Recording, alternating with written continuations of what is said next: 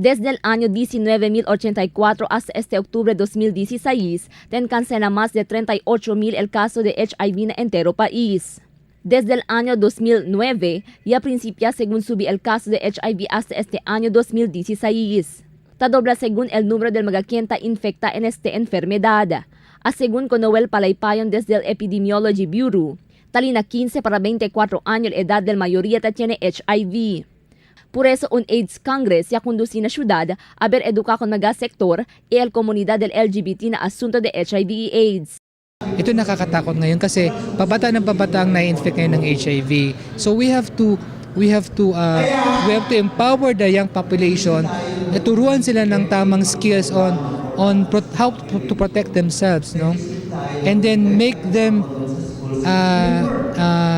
responsible in every actions, no?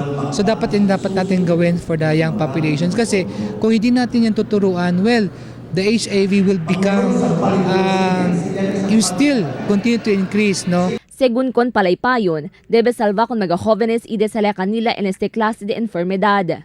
Tamobe también según ahora el gobierno para pasar un ley a ver podía poner bajo na HIV test, incluido con aquellos mga quien tiene edad de 15 años.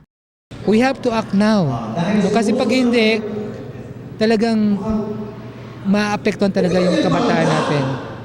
Según con el presidente del Mujer, un LGBT group, Alvin Fernandez, venta este clase de actividad na di ilalaw.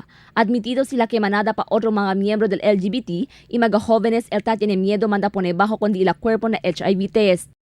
To let the public know, especially the LGBT, na HIV, it doesn't discriminate.